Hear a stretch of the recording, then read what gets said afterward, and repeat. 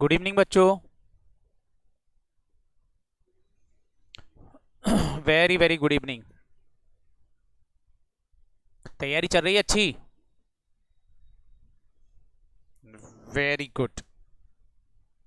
चलो, क्या पढ़ना था तुमको? अकाउंटिंग स्टैंडर्ड के क्वेश्चंस करवा दूं? हेलो। ठीक है, चलो स्टार्ट करते हैं हमारे अकाउंटिंग स्टैंडर्ड।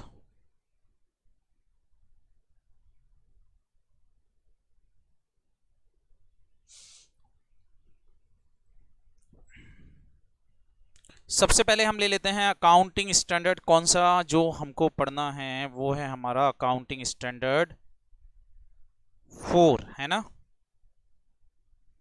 हेलो। तो फर्स्ट ग्रुप का ओपन हो गया, सेकंड ग्रुप के अकाउंटिंग स्टैंडर्ड।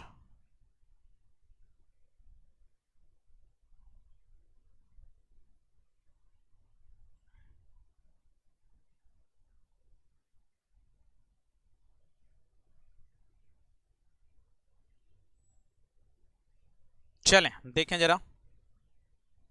सबसे पहले आता है आपका कौन सा? Accounting standard 4। अकाउंटिंग स्टैंडर्ड 4 का नाम याद है आप सबको? क्या नाम था? Very good. Contingencies event occurring after balance sheet date. इसमें से बेटा मैंने आपको बताया था कॉन्टेंजेंसी वाला पार्ट तो कहां जाके शिफ्ट हो गया है, फटाफट बोलो। अकाउंटिंग स्टैंडर्ड 29 में। तो कंटिजेंसी वाला पार्ट तो यहां पढ़ना नहीं है, हमको खाली पढ़ना है event occurring after balance sheet date को।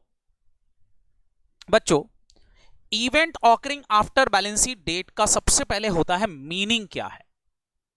What is the meaning of event occurring after balance sheet date? तो मैंने आपसे बोला था कि बच्चों फाइनेंशियल स्टेटमेंट हमारे करेंट ईयर के, जो हमारा करेंट ईयर है, जो कहां से स्टार्ट होता है, फटाफट बोलो। 1 अप्रैल से स्टार्ट होकर के कहां खत्म होता है? 31 मार्च में। इस पीरियड के हम जब फाइनेंशियल स्टेटमेंट प्रिपेयर करते हैं, फाइनेंशियल स्टेटमेंट मतलब balance sheet, P&L, cash flow statement वगैरह हम बनाते हैं 31 मार्च के, तो वो 31 मार्च को ही नहीं प्रिपेयर हो जाते, उसको प्रिपेयर करने में कुछ समय लगता है। रात को 31 मार्च को ही हमारे फाइनल अकाउंट बनके तैयार नहीं हो जाते। अकाउंटेंट इसको नेक्स्ट ईयर में जाके कहीं 1 अप्रैल, 4 अप्रैल, 1 जुलाई, 5 जुलाई को जाके कंप्लीट करता है। उसके बाद मैंने आपसे बोला था इस पर बोर्ड ऑफ डायरेक्टर क्या करते हैं? फटाफट बोलो। साइन करते हैं। बोर्ड ऑफ डायरेक्टर इस पर क्या करते हैं बच्चों? फटाफट बोलो। साइन करेंगे। अच्छा, जब बोर्ड ऑफ डायरेक्टर साइन करेंगे तो यहां जाके वो अकाउंट क्या होते हैं? फाइनल होते हैं। और इसके बाद फिर कहां जाते हैं? शेयर होल्डर की मीटिंग में, एजीएम में रखे जाते हैं। हमको ये वाला पीरियड नहीं देखना, हमको डेट ऑफ बैलेंस शीट से डेट ऑफ अप्रूवल तक का पीरियड कौन सा पीरियड कहलाता है? फटाफट बोलो। Occurring after balance sheet date. वो पीरियड जो किसके बाद का है? बैलेंस शीट डेट के बाद का है, लेकिन before the final account, final account के पहले का है।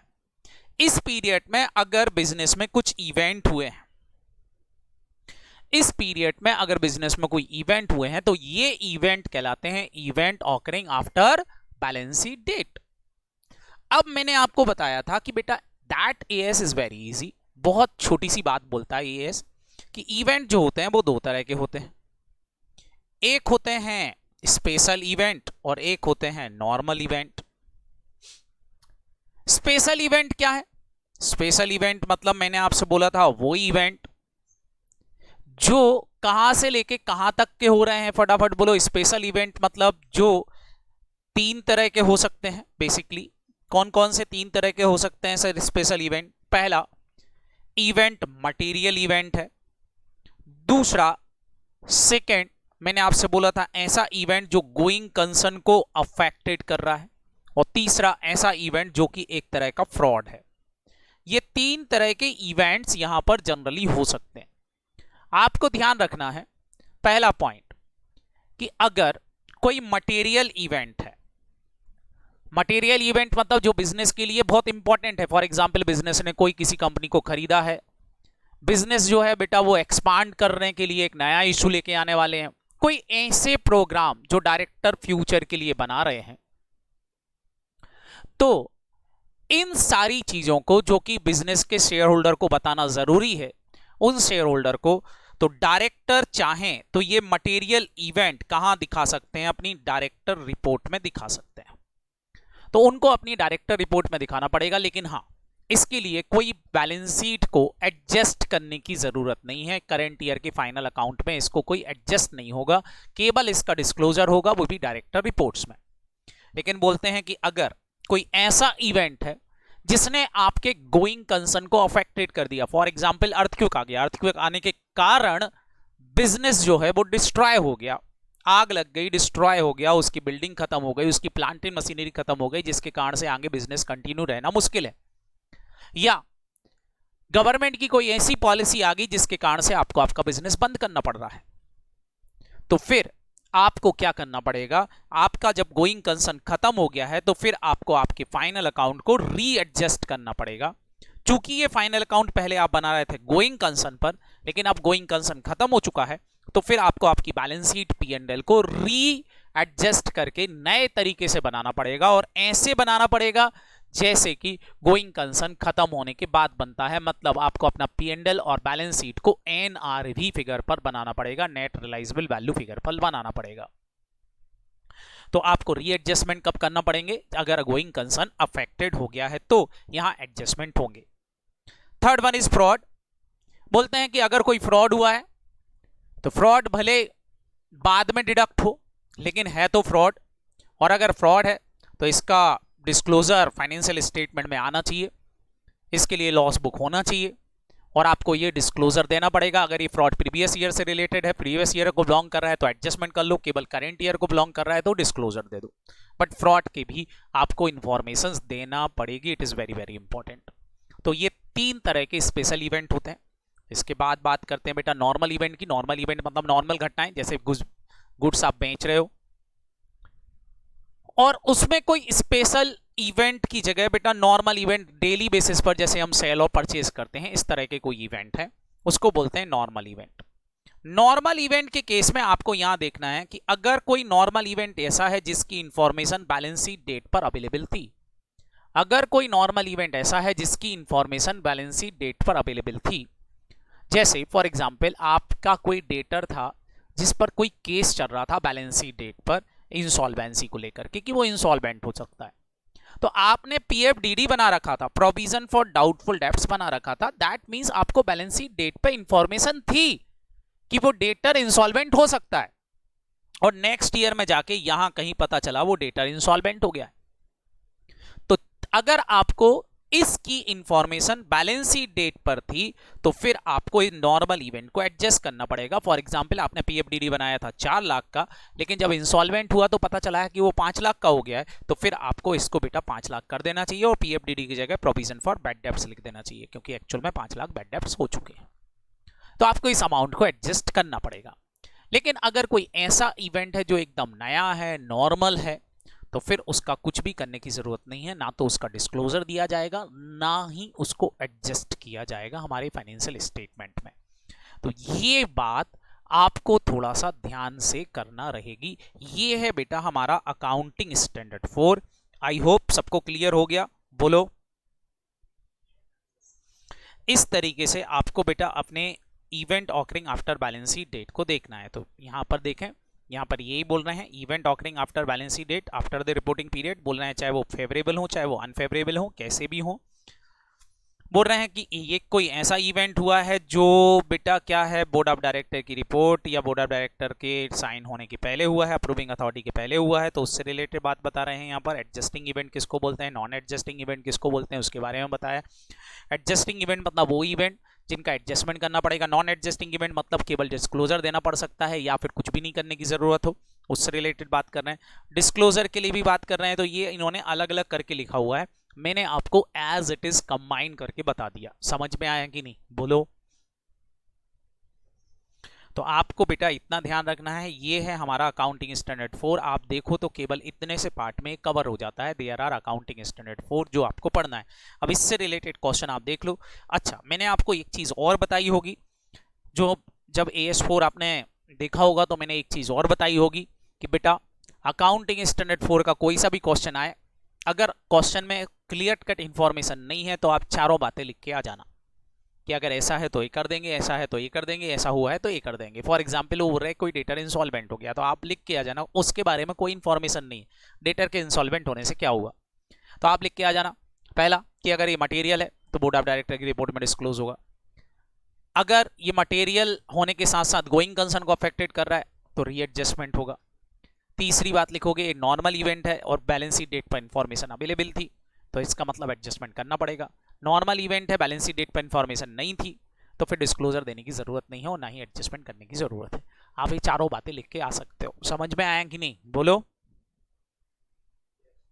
तो इस तरह के क्वेश्चंस जिसमें हमको कोई क्लियर कट इंफॉर्मेशन नहीं मिलती है उसमें आपको ये सारे काम करना पड़ेंगे। चलो देखो जरा क्वेश्चन क्या है, करते हैं क्वेश्चंस, देखें जरा। क्वेश्चन नंबर 1, सबसे पहला क्वेश्चन यही मिल रहा है हमको, बोल रहे हैं in X limited theft cash ₹5 lakh by the KCR ने 5 लाख रुपए की चोरी की इन जनवरी 2001 में, वाज डिडक्टेड इन मई 2001 और इसका पता हमको मई 2001 में चला, मतलब financial statement balance sheet date के बाद। The accountant of the company were not approved by the board of director of the company, जबकि अकाउंटिंग अभी जो है अप्रूव नहीं की है बोर्ड ऑफ डायरेक्टर ने। आपसे बोल रहे हैं whether the theft of cash has been adjusted on the account of the company for the year ending 31 March 2001, क्या इसका एडजस्टमेंट होना चाहिए? बिल्कुल, सारे बच्चे बताओ ये एक नॉर्मल इवेंट है कि फ्रॉड है? It is a fraud. Cashier चोरी करके ले गया 5 लाख रुपए, ये नॉर्मल है कि फ्रॉड हुआ है? फटाफट बोलो। फ्रॉड है, और फ्रॉड का एडजस्टमेंट आपको करना पड़ेगा अगर ये बैलेंस शीट डेट से पहले का है तो, बोलो। बिल्कुल, यहां पर पढ़ें क्या बोल रहे हैं, as per AS4 contingency in event occurring after balance sheet date after the balance sheet may be acquire the adjustment reported value of asset liability income और एक्सपेंसेस। एडजस्टमेंट जो आपको करना रहता है वो किसका करना रहता है? असेट लायबिलिटी इनकम और एक्सपेंसेस का।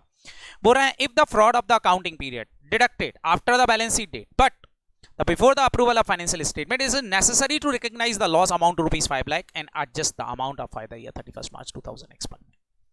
बोल रहा है भरे फ्रॉड का पता आपको बैलेंस शीट डेट के बाद पता चला है, लेकिन फ्रॉड अगर उस ईयर से रिलेटेड है तो आपको उसको एडजस्ट करना पड़ेगा। समझ में आया कि नहीं? और अगर फ्रॉड केवल करंट ईयर से रिलेटेड होता तो इसका डिस्क्लोजर देना पड़ता, लेकिन बताना जरूर पड़ेगा। समझ में आया? प्रीवियस ईयर से रिलेटेड है मतलब पिछले साल से रिलेटेड है तो एडजस्टमेंट करना पड़ेगा, लेकिन अगर वो केवल करंट ईयर से रिलेटेड है तो उसका डिस्क्लोजर देना पड़ेगा। ये फ्रॉड को लेकर के बातें याद रखेंगे। ओके, समझ में आया? देखो जैसे मैंने आपको बताया क्या है फ्रॉड से रिलेटेड बातें, that is my current year और ये मेरा नेक्स्ट ईयर, जिसको हम नेक्स्ट ईयर को क्या बोलते हैं? Event occurring after balance sheet date. ये वो पीरियड है। बेटा फ्रॉड यहां कहीं हुआ था, यहां फ्रॉड हुआ था और पता यहां चला तो क्या करेंगे? अकाउंट को क्या करेंगे? फटाफट बोलो। एडजस्ट करेंगे। लेकिन अगर फ्रॉड इसी पीरियड में हुआ है, यही फ्रॉड हुआ था और यही पता चल गया है तो ये तो नेक्स्ट ईयर से रिलेटेड है ना, बोलो। करंट ईयर का तो फ्रॉड है नहीं, तो फिर क्या करोगे? मैंने आपसे बोला फ्रॉड है तो आपको क्या देना पड़ेगा? फिर भी भले वो नेक्स्ट ईयर से रिलेटेड, लेकिन फिर एडजस्टमेंट नहीं करेंगे। क्या करेंगे? फटाफट बोलो। डिस्क्लोजर देंगे। क्या देंगे? फटाफट बोलो। डिस्क्लोजर। लोगों को बताएंगे कि फ्रॉड हुआ है। क्लियर? हेलो, हाँ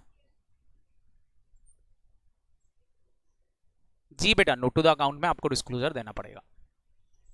चले नेक्स्ट पॉइंट देखें। बोल रहे हैं एक अर्थक्वेक आया जिसमें major warehouse ABC company के निपट गए। 20/5 को अर्थक्वेक आया था, बैलेंस शीट है 31 मार्च 2001 की, अकाउंट पर अप्रूव्ड हुए हैं 30 जून X2 को, लॉस ऑन अर्थक्वेक एस्टिमेट किया गया है 30 लाख रुपए का। State with reason whether the loss due to earthquake adjusted और non adjusted event, how the fact of profit and loss disclose by company क्या करेगी? अब सारे बच्चे बताओ, यहां हमारे आंसर दो होंगे। पहला आंसर कि अगर मेजर लिखा हुआ है तो दैट मींस इसका गोइंग कंसर्न क्या हो चुका होगा, फटाफट बोलो। अफेक्टेड, और अफेक्टेड हुआ है अगर गोइंग कंसर्न तो फिर ये एडजस्टिंग इवेंट होगा। आपको फाइनेंशियल स्टेटमेंट को रिकैलकुलेट करना पड़ेंगे, एनआरबी फिगर पर लाके बनाना पड़ेंगे। और अगर गोइंग कंसर्न अफेक्टेड नहीं हुआ है तो फिर खाली डायरेक्टर अपनी रिपोर्ट में डिस्क्लोज कर सकते हैं। बात समझ में आएगी नहीं, बोलो। तो ये वाली बात लिख सकते हैं। इसके बाद देखें, क्वेश्चन बोल रहा है a company has filed the legal suit against the debtor from home 15 lakh is recoverable as on 31 March 2000x1। आपने एक सूट फाइल कर दिया 31 मार्च 2000x1 को ही 15 लाख रुपए का। आगे क्या बोल रहे हैं, the chances of recovery by the legal suit are not goods as per the legal opinion for the consultants on. बोल रहा है चांसेस बहुत कम थे कि ये पैसा मिलेगा। तो आपने इसके लिए पहले ही क्या बना लिया होगा, फटाफट बोलो। बैलेंस शीट डेट पे आपने क्या बना लिया होगा, इसका प्रोविजन फॉर डाउटफुल डेब्ट्स बना लिया होगा। अब बोल रहे हैं can the company provide full amount ₹15 lakh as a provision for doubtful debts, discuss. आपसे बोला है डिस्कस करो। तो सारे बच्चे बताओ, अगर बैलेंस शीट डेट पे ही आपको सारी इंफॉर्मेशन पता थी तो फिर ये एडजस्टिंग इवेंट हो जाएगा, और अगर बैलेंस शीट डेट पर इसकी इंफॉर्मेशन अवेलेबल नहीं होती तो फिर ये क्या होता, फटाफट बोलो। Non adjusting event, non disclosure event होता। क्लियर है, बोलो। तो ये वाली बात यहां लिखी हुई है, आप पढ़ लेना। ओके, क्वेश्चन नंबर 4 देखो बेटा। क्वेश्चन नंबर 4 क्या है, पूरा in preparation of financial statement of R limited 31 March 2000x1 you come across the following information, state the reason how will deal. आपको कुछ इन्फॉर्मेशन दे रहे हैं फाइनेंशियल स्टेटमेंट से रिलेटेड, आपको डील करना है। A company invested 100 lakh in April 2000x1। बोला है कंपनी ने 100 लाख रुपए इन्वेस्ट किए हैं किसी कंपनी में before the approval of financial statement, लेकिन अभी फाइनेंशियल स्टेटमेंट अप्रूव नहीं हो, the acquisition of another company, मतलब कोई दूसरी कंपनी को खरीदने के लिए। डूइंग अ सिमिलर बिजनेस, जो सिमिलर बिजनेस करती थी, negotiation which has started for the year, negotiation start हो चुका है। सारे बच्चे जल्दी जल्दी बताओ इसका क्या करेंगे, जल्दी बताओ। It is a going concern affected होने वाला है क्या, नॉर्मल इवेंट है क्या, नहीं। It is a material event, बोलो। मटेरियल इवेंट है तो डायरेक्टर रिपोर्ट में क्या करना पड़ेगा, फटाफट बोलो। डिस्क्लोजर। फाइनेंशियल स्टेटमेंट को अफेक्टेड नहीं करेगी, फाइनेंशियल स्टेटमेंट में कोई डिस्क्लोजर्स नहीं आएंगे, लेकिन हाँ डायरेक्टर या अप्रूविंग अथॉरिटी की रिपोर्ट में क्या आएगा, सारे बच्चे जल्दी से बताओ, डिस्क्लोजर्स आएंगे। ओके, तो ये हमारा एक क्वेश्चन था।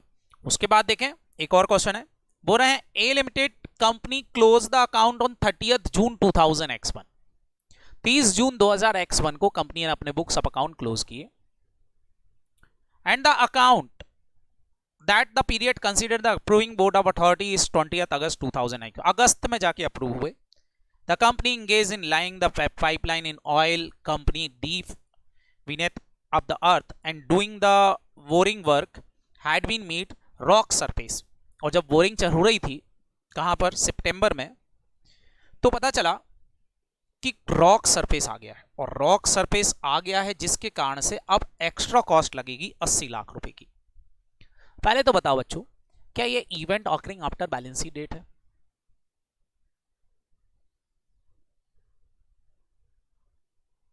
बताएं डायरेक्टर ने कब अप्रूवल दी इसकी, और ये कब पता चला आपको कॉस्ट बड़ी है, तो ये कब निकल गया? सारे बच्चे बताओ ये क्या हो गया यहां, ये करंट ईयर से रिलेटेड हो गया कि नेक्स्ट ईयर से रिलेटेड हो गया, कब से रिलेटेड हो गया? तो ये तो event occurring after balance sheet date है ही नहीं, ये तो रिलेटेड टू नेक्स्ट ईयर हो गया। सारे बच्चे बताओ इसका हम डिस्क्लोजर देंगे क्या? नहीं, ना ही इसका कुछ करने की जरूरत नहीं। It is a normal event, आपको नेक्स्ट ईयर में इसको डिस्क्लोज करना पड़ेगा, करंट ईयर में कुछ भी करने की जरूरत नहीं है। क्लियर? देखें लिखा है not an event occurring after balance sheet date, बोलो हेलो।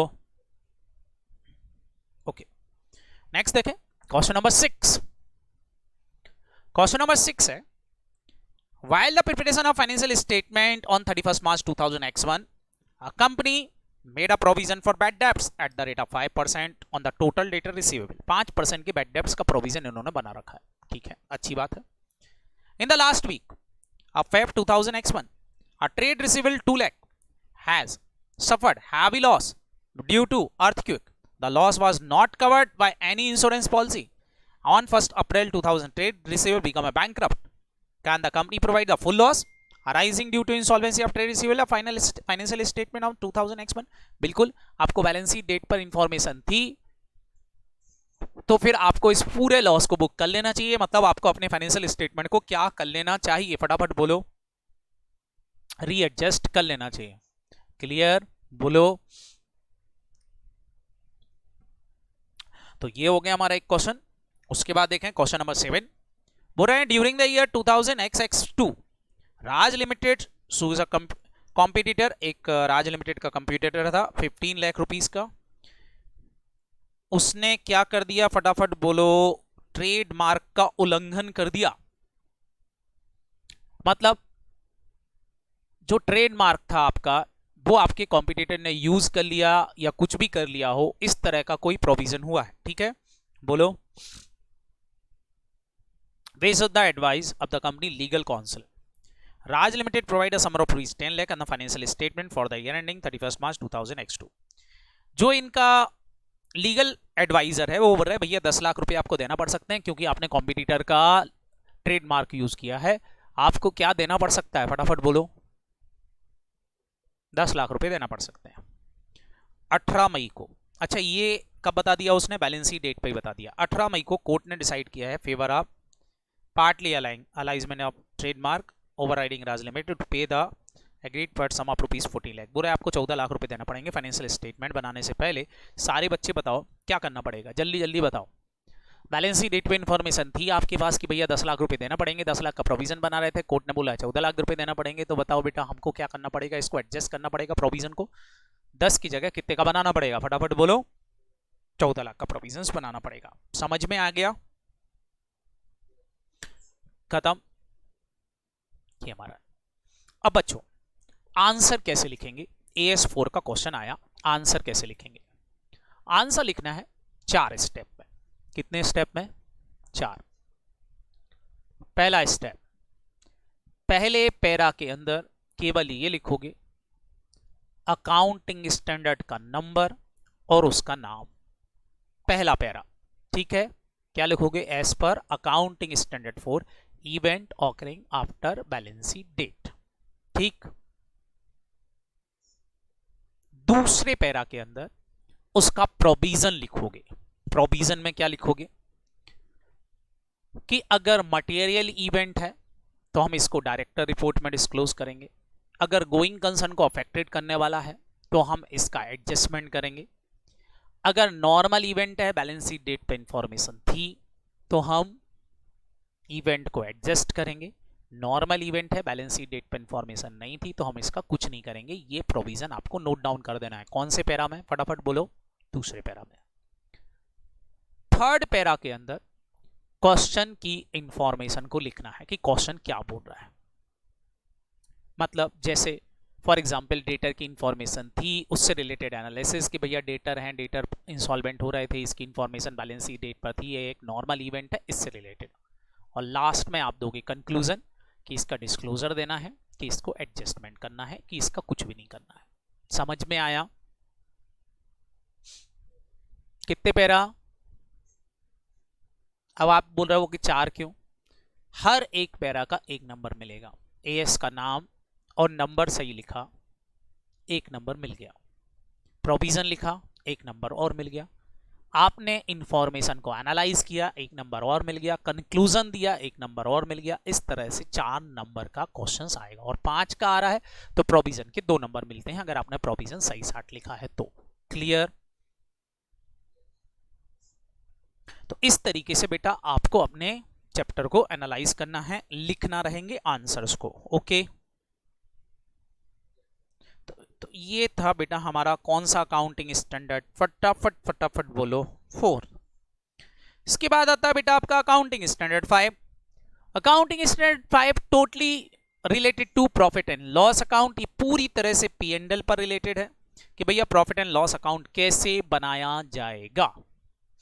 एक और है इसका अकाउंटिंग स्टैंडर्ड P&L से रिलेटेड। सारे बच्चे बताओ कौन सा, अकाउंटिंग स्टैंडर्ड 24 डिसकंटिन्यूइंग ऑपरेशन का। ये भी बेटा जो है P&L से रिलेटेड है। 2 अकाउंटिंग स्टैंडर्ड ऐसे हैं जो P&L से रिलेटेड है। दोनों में फर्क क्या है? अकाउंटिंग स्टैंडर्ड 5 कंटिन्यूइंग ऑपरेशन के पी एंड एल का है। कंटिन्यूइंग ऑपरेशन मतलब जो बिजनेस आपका चल रहा है उससे रिलेटेड का, जबकि अकाउंटिंग स्टैंडर्ड 24 जो है वो डिसकंटिन्यूइंग ऑपरेशन का है, जो बिजनेस आप फ्यूचर में बंद करने वाले हो बिजनेस का पार्ट, उसको डिस्क्लोज करता है। मतलब हमारा शेड्यूल 3 का पी एंड एल दो पार्ट में बनता है, कंटिन्यूइंग ऑपरेशन का प्रॉफिट, फिर डिसकंटिन्यूइंग ऑपरेशन का प्रॉफिट, फिर इन दोनों का टोटल लगकर क्या होता है, फटाफट बोलो, total profit for the year represent होता है। क्लियर, बोलो। तो बच्चों जैसे फॉर एग्जांपल नाहटा एकेडमी, अब मैं आप बोलूं नाहटा एकेडमी ने अपना मेस सोच रही है कि बंद कर दे, ड्यू टू कोरोना सोच रही है कि वो मेस बंद कर दे, मेस वाला फील्ड बंद कर दे, तो मेस का फील्ड क्या हो गया, उसका डिसकंटिन्यूइंग ऑपरेशन हो गया, बोलो। बाकी हॉस्टल और एजुकेशन सिस्टम क्या हो गया, कंटिन्यूइंग ऑपरेशन हो गया। तो जो हॉस्टल और एजुकेशन का प्रॉफिट और लॉस है वो तो कंटिन्यूइंग ऑपरेशन के पीएनएल में आएगा, लेकिन जो मेस का जो भी प्रॉफिट और लॉस हो रहा होगा वो डिसकंटिन्यूइंग ऑपरेशन में जाएगा, बाद में वो दोनों का टोटल लग के total profit for the year represent होगा। लेकिन अभी मेस बंद नहीं हुआ, ध्यान रखना, डिसकंटिन्यूड और डिसकंटिन्यूइंग दोनों में फर्क होता है। मैं डिसकंटिन्यूड की बात नहीं कर रहा हूं, मैं किसकी बात कर रहा हूं, फटाफट बोलो, डिसकंटिन्यूइंग। क्लियर। तो आपको दो पार्ट में पीएनएल बनाना पड़ता है। तो ये पहला है कंटिन्यूइंग ऑपरेशन का पीएनएल। अब इस कंटिन्यूइंग ऑपरेशन के पीएनएल में क्या है, सिंपल सी भाषा में बोल रहा है भैया अकाउंटिंग स्टैंडर्ड 5 की, देखो भैया जब आप अपना पीएनएल बनाओगे तो पीएनएल के अंदर कई तरह के आइटम्स होते हैं।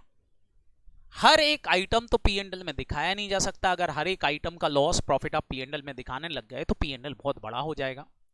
तो ये बोलते हैं देखो भैया आपको जो है ना material item should be disclosed, जो भी आइटम मटेरियल है it should B disclosed in financial statement, आपको उसको फाइनेंशियल स्टेटमेंट में डिस्क्लोज करना पड़ेगा। अब वो मटेरियल आइटम कौन है उसके बारे में बेटा यहां पर बता दिया।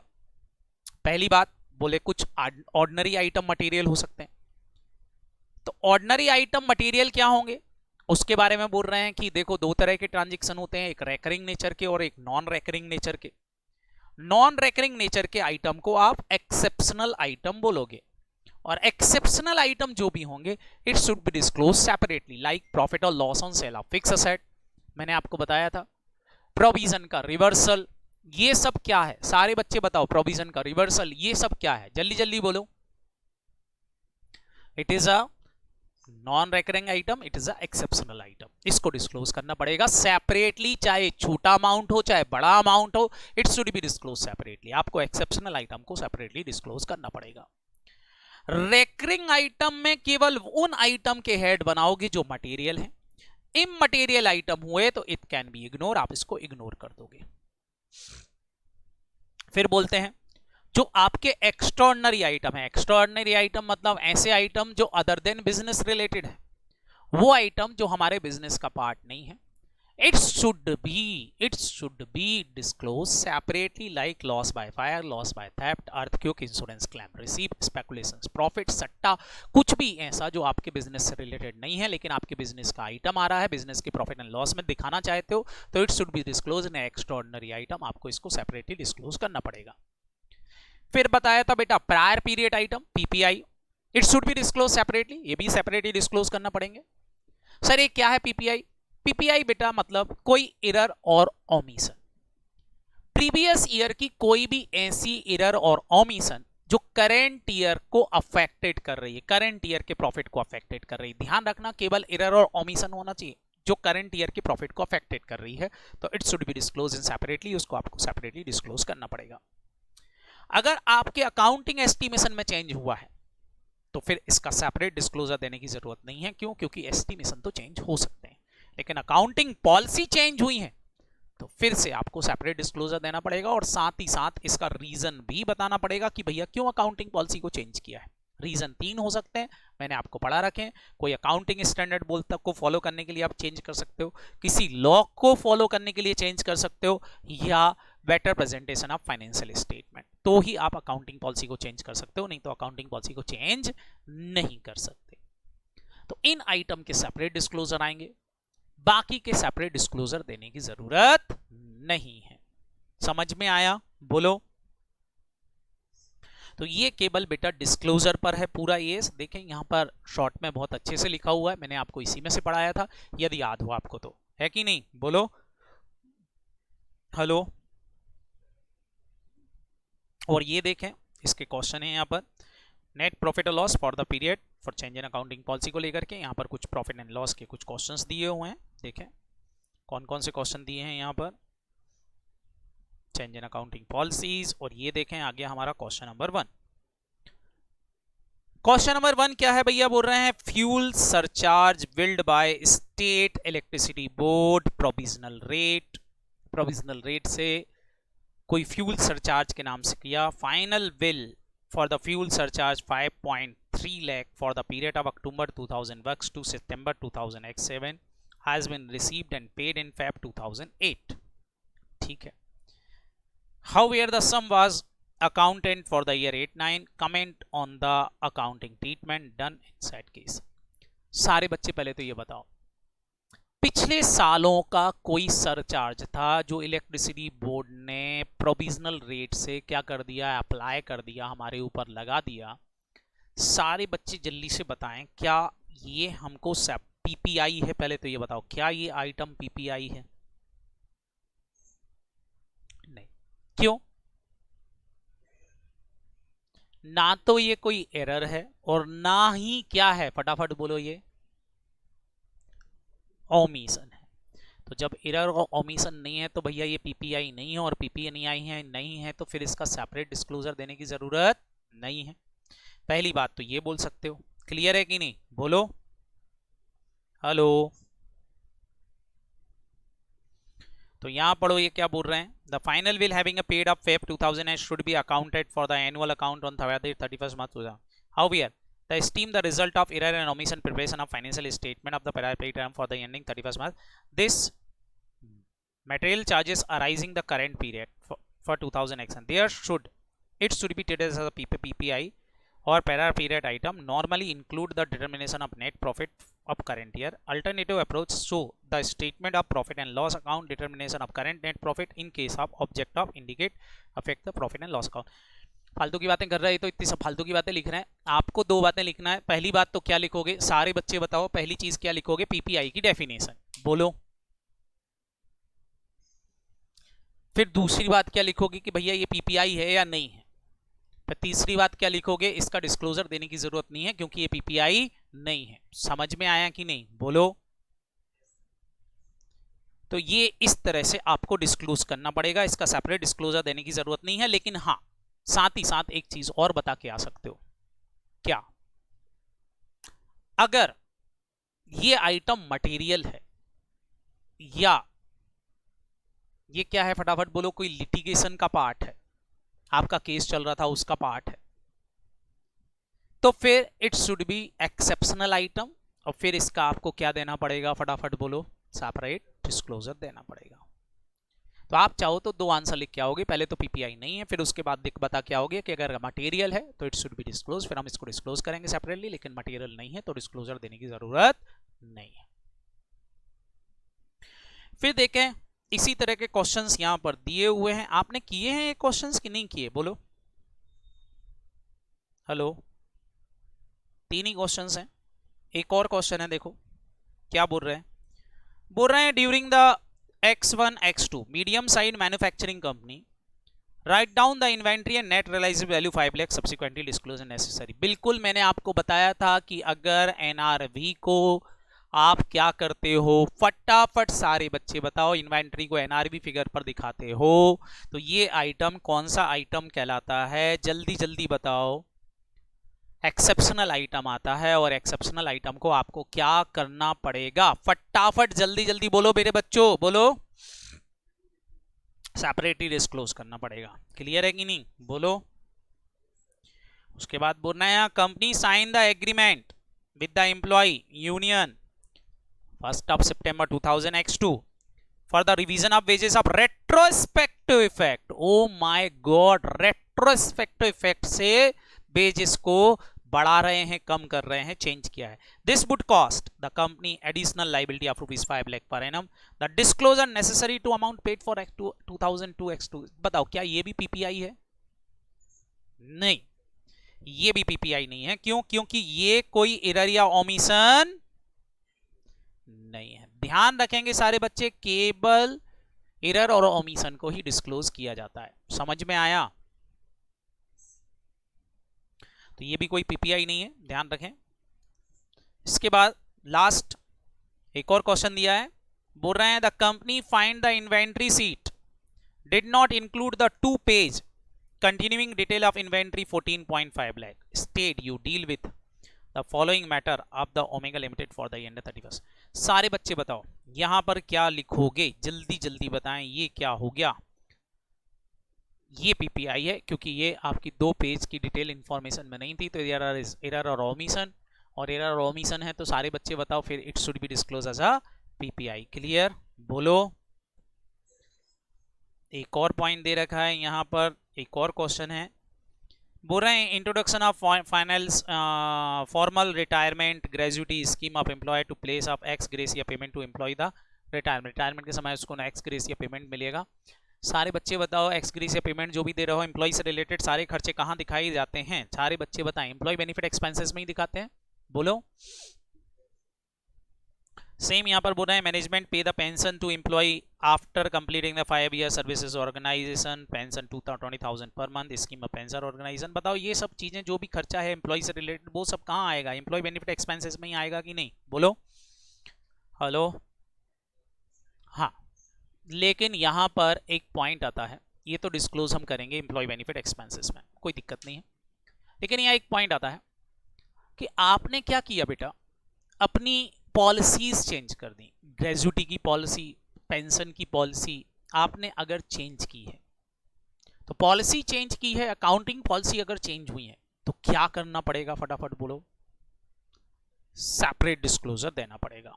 जैसे पहले ग्रेजुटी की जगह आपने एक्स ग्रेसिया पेमेंट कर दिया तो it should be disclose separately. Pension आपने एक नई स्कीम डाली है, नई है तो नई पॉलिसी जो है वो आपको अकाउंटिंग पॉलिसी में डिस्क्लोज करना पड़ेगी। लेकिन हाँ, इसका प्रॉफिट और लॉस पर क्या इंपैक्ट पड़ रहा है उसकी कोई दिक्कत नहीं है क्योंकि ये तो आपने नई पॉलिसी बनाई है। तो ये सारी बातें आपको अपने फाइनेंशियल स्टेटमेंट में डिस्क्लोज करना पड़ेंगी। ओके। हेलो। तो ये था बेटा हमारा अकाउंटिंग स्टैंडर्ड 5। अब पूछें क्या पूछना चाहते थे बेटा?